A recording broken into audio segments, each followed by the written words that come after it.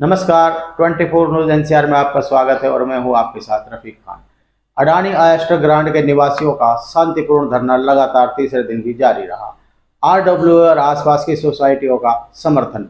Society Adani oyster grant के B1 और B2 site के निवासियों द्वारा तीसरे धरने का आयोजन किया गया। इस धरने में अडानी आयस्टर ग्रांट के चुने गए निवासियों ने आरडब्ल्यूए के समुदाय को उचित हस्तांतरण की मांग की। इस आंदोलन में आरडब्ल्यूए के साथ ही निकटवर्ती समुदाय के निवासियों ने भी सहयोग किया, जो एक न्यायपूर्ण कारण के लिए साथ में एकजुट होने का समर्थन करता है। इसके अलावा हाल ही में सामने आया है कि अडानी M2 के द्वारा एक चिंताजनक अभियांत्रिकी क्रिया की गई है। रिपोर्ट के मुताबिक अडानी M2 के LLP खाते में कॉमन एरिया मेंटेनेंस शुल्क इकट्ठा करने की अवैध क्रिया की है, जो सरकारी दिशा निर्देशों के विपरीत है। इन दिशा निर्देशों के अनुसार निर्माताओं को एक अलग संग्रह रखरखाव खाता स्थापित करना आवश्यक होता है। यह अवैध अभियांत्रिकी क्रिया निर्माताओं को धन को आसानी से अलग अलग परियोजनाओं में रवाना करने की सुविधा प्रदान करती है। अडानी M2 के चुने हुए आरडब्ल्यूए और निवासियों को धमकियां देना शुरू कर दी, जिसमें बताया गया है कि अगर निवासियों ने मेंटेनेंस शुल्क का भुगतान बंद किया तो निर्माता बिजली कनेक्शन काट देगा और मेंटेनेंस शुल्क को निर्माता के साथ IFMS से वसूलेगा। यह जबरदस्ती की तकनीकी निवासियों को धमकाकर अवैध शुल्क वसूलने की दिशा में है। अडानी आयस्टर ग्रांट की आरडब्ल्यूए और धरने में भाग लेने वाले निवासी अपने हक को बनाए रखने और स्थिति का विधिवत समाधान खोजने के लिए प्रतिबद्ध है। वे अडानी M2 के द्वारा अपनाई जाने वाली धमकियों की कड़ी निंदा करते हैं। चितरंजन कुमार है, मैं इस आरडब्ल्यूए में जनरल सेक्रेटरी हूँ।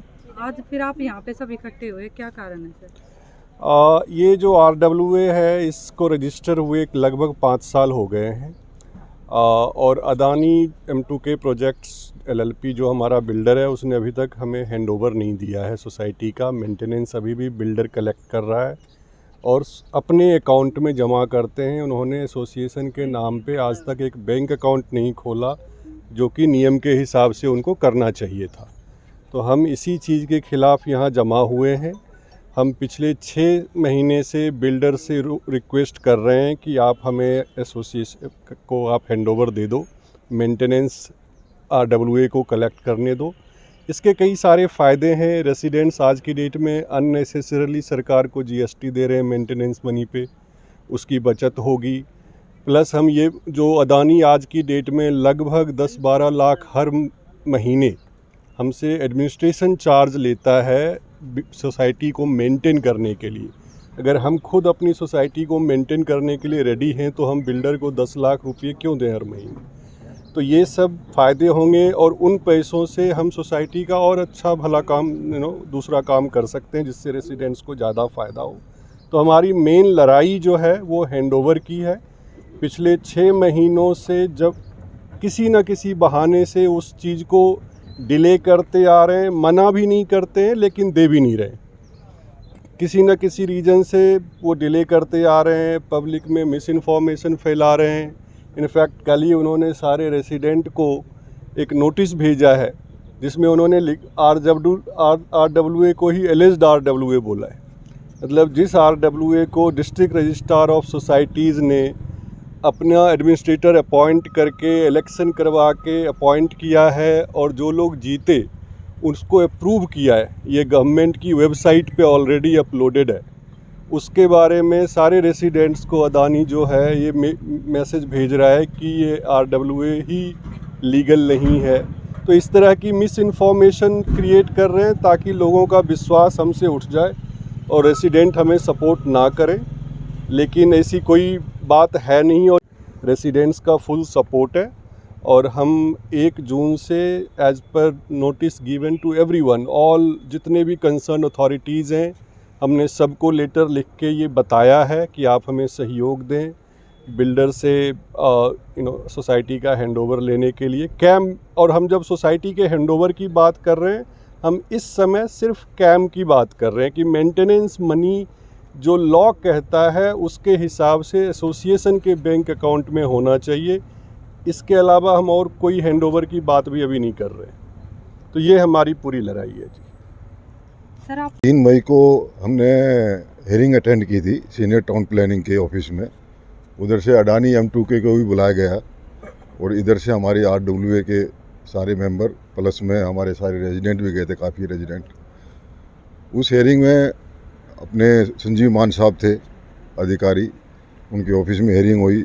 उन्होंने अडानी M2K को वर्बली उस दिन बोला कि भाई आप काफ़ी डिले हो गए हो और जल्दी जल्दी लिस्ट बनाना शुरू करो और ये हैंड ओवर RWA को करो जल्दी से जल्दी। अभी उसका ऑर्डर आना बाकी है। अब मुझे नहीं पता क्या कारण है कि अभी तक 3 मई से लेके अभी तक ऑर्डर क्यों नहीं आया है। जो आपको लगता है STP जो है अडानी का दबाव मान रही है? अब मुझे नहीं पता कारण क्या है, क्योंकि जो STP साहब थे उस टाइम सीनियर टाउन प्लानिंग साहब मान साहब, उनकी तो ट्रांसफ़र हो गई 4 तारीख को। 3 ऐसा क्या है जो बार बार जब भी आपका फैसला होने वाला होता है जब ये चेंजिंग हो जाती है? ये तो सरकार को देखना चाहिए कि जो अधिकारी हेयरिंग कर रहा है और जो हेयरिंग की जजमेंट पेंडिंग है और उसको रातों रात अगर आप ट्रांसफ़र कर रहे हो तो इसके पीछे कोई सवाल तो हैं और कोई सवाल तो उठेंगे। तो ये सरकार को देखना चाहिए ऐसा क्यों हो रहा है। ये तो डिले टैक्टिस चल रही है कहीं ना कहीं से, कि जो अधिकारी हमारी बात कर रहा है, हमारी बात सुन रहा है, हेयरिंग में हमें अटेंशन दे रहा है और उसकी आप ट्रांसफ़र कर देते हो रातों रात, तो ये गलत बात है। वी से कि government should look into this.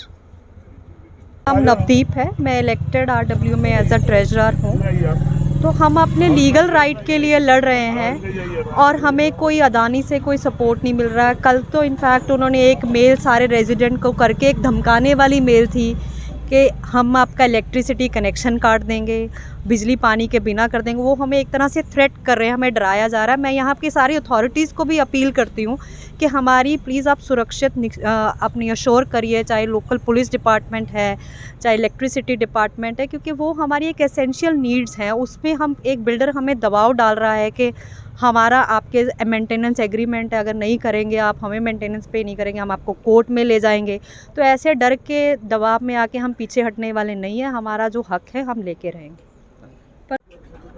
बस मैं यही कहना चाहूँगी कि हम लोग राइट साइड ऑफ लॉ हैं। हम सारा जो भी कर रहे हैं वो लॉफुली कर रहे हैं।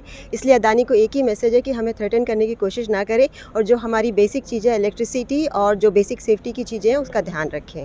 That's it, thank you. जैसा कि हमारे सब निवासियों ने बताया कि हमारे यहाँ पे बहुत ज़्यादा कैंप चार्जेस हम दे रहे हैं और हमारी बिल्डर को यही रिक्वेस्ट है कि वो जल्दी से जल्दी हमारे RWA को हैंड ओवर करें।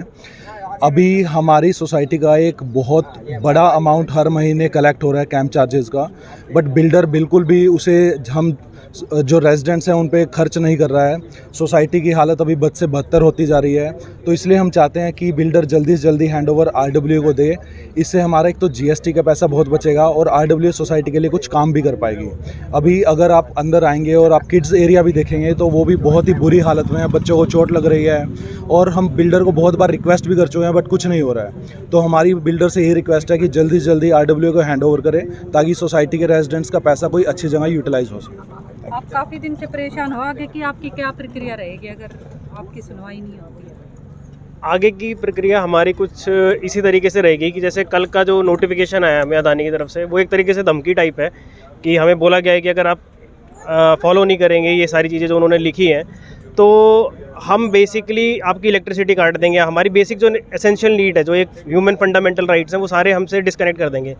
बट हमारी प्रक्रिया ये रहेगी कि अगर वो इस लेवल तक जाएंगे तो उनकी भी बहुत सारी प्रॉपर्टीज़ हैं जो आसपास हम बन रही, जैसे प्लॉट्स बन रहे हैं उनके अपकमिंग 99 में कुछ आ रहा है। तो एज अ रेजिडेंट अगर वो हमें तंग करेंगे तो हम भी हमारा भी राइट है कि हम उनकी जो अपकमिंग प्रॉपर्टीज़ हैं हम वहाँ जाके भी धरना रखेंगे, ठीक है, ताकि उनकी भी डिफेमेशन हो। और ऐसा नहीं है कि हमारे को वो सताने के बाद वो एक अच्छी पोजीशन पे होंगे, बिकॉज ऐसा कोई नहीं चाहता कि एक आम आदमी को परेशान किया जाए। एक सवाल मेरा ये है कि जैसे आप कह रहे हैं कि अडानी जो है धमकी भरी मेल लिख रहा है कि हम आपकी बिजली पानी काट देंगे, तो क्या आप मेंटेनेंस लगातार भर रहे हैं? अभी हम मेंटेनेंस भर रहे हैं, बिल्कुल कल की बात है। उन्होंने मेरा मीटर काट दिया था बिकॉज 10-20 रुपये माइनस में चला गया था, तो तुरंत हमारा इमीडिएटली मीटर काट दिया जाता है और हमें उसके अंदर कुछ पैसे भरने पड़ते हैं, तभी हमारा बेसिक नेसेसिटी होता है। पहले होता था कि 3-4 हज़ार तक की हमारे पास क्रेडिट होता था, बट आज की डेट पे 1 रुपया भी फालतू होता है तो वो तुरंत काट देता है हमारा पैसा।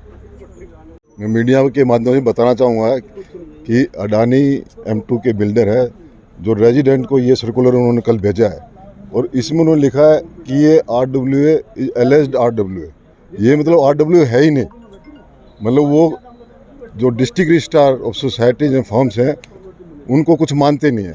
इसका मतलब ये इलेक्शन हुआ 30 अक्टूबर को, approved by the district registrar, और आज ये 7 महीने के बाद में हमसे लगातार मीटिंग करने के बाद में 7 महीने से फिर अचानक कहते हैं कि ये RWA तो है ही नहीं, ये तो इलीगल RWA है, एलिज्ड RWA है। अब इस तरह की चीज़ को आप क्या समझोगे? ये डिले टैक्टिस नहीं तो और क्या है, हरासमेंट नहीं तो और क्या है? ये हरासमेंट है रेजिडेंट को। और हमने सभी अथॉरिटीज़ को पिछले 15 दिन में लेटर लिख दिया है, अगर हमारा बिजली पानी बेसिक एम्यूनिटी में अगर कुछ गड़बड़ की अडानी M2 के बिल्डर ने, तो हम यहाँ अनशन पर बैठ जाएंगे और जो भी सरकार और अधिकारियों को यहाँ आना पड़ेगा हमारी बात सुनने के लिए। धन्यवाद। मेरा नाम मुकेश कुमार सिंह है, मैं यहाँ पे वाइस प्रेसिडेंट हूँ वेस्टर्न ग्रैंड कॉन्डोनियम एसोसिएशन में। हमने देखा है कि पिछले 5 साल से OC मिला हुआ है हमारी सोसाइटी को, but Adani is in no mood to hand over the society to us.